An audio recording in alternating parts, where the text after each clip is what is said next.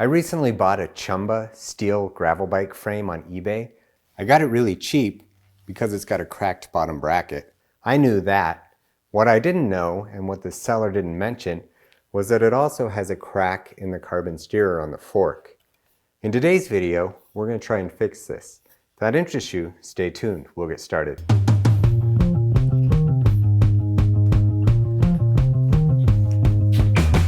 Here's a better look at that crack. You can see it starts right there, comes in about 3/8 of an inch, and then it starts to crack radially. But looking at that and looking at other marks on the fork here, I think somebody over tightened the stem and cracked it. So here's my plan. I've got this scrap piece of aluminum. It's larger than the ID of the tube. So I am going to turn it down until it fits in there perfectly, and then I'm going to bond it in place with some epoxy. I'm then going to through drill this and tap it so that I can still run down the screw for the cap and do the bearing preload. So I'm going to use the lathe. Let's go over there. I'll get it chucked up. We can turn it down on the outer diameter until it fits inside this tube. So the ID of the steerer tube measures 23.8 millimeters. I'm going to turn this down to 23.5 and double check the fit. That should give me a little clearance to fit some epoxy in and glue it in place.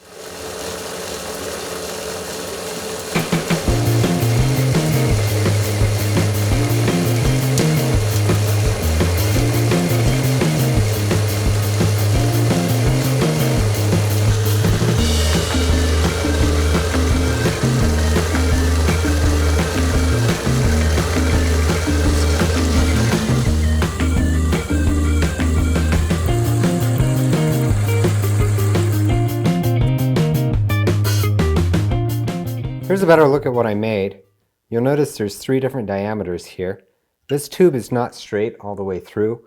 At about 75 millimeters it gets narrower. So I took the diameter down here so it would fit inside that. This part where the threads used to be, I actually cut to a taper. My thought being that once I put the epoxy inside, when I push this in, I'm hoping that'll act like a wedge and sort of push the epoxy up and past the larger diameter. What I want to do is try and get a really good bond with the epoxy, no voids on the inside. So I'm just going to use some regular 5-minute epoxy to bond this in. I'm going to take some sandpaper and scuff this up, give it a good rough surface. And then I'm also going to run a wire brush in through the tubing here. Get everything clean, that way I've got a good surface to bond to.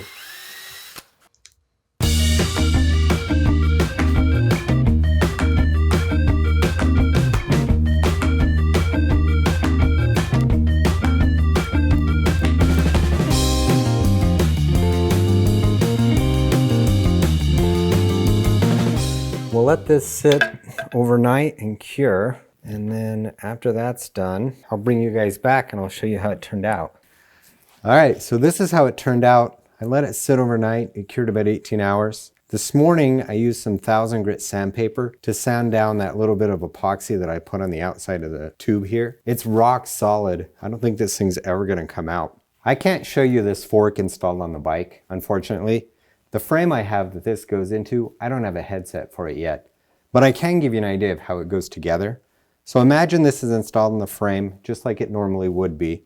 You install the upper headset and you fit the number of spacers that you typically would run.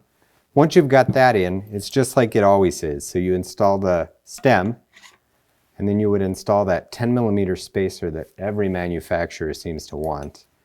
And then your top cap and your bolt. And just like with a star nut or a compression cap, when you tighten this down, it would push that stem downward and it would set the bearing preload. That insert I made goes all the way down to about here.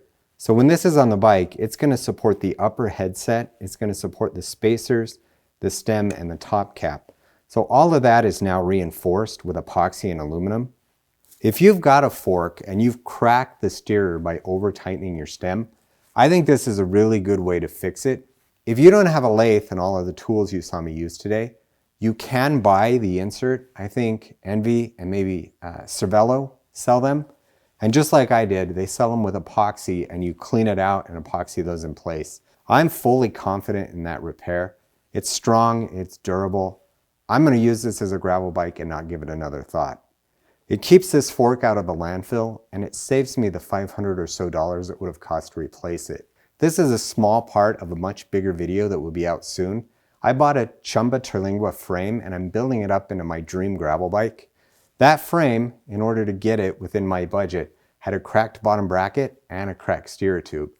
I fixed both and you'll see it in that video. Along with that, I build the bike up, we get out, we ride it. It's going to be a great time.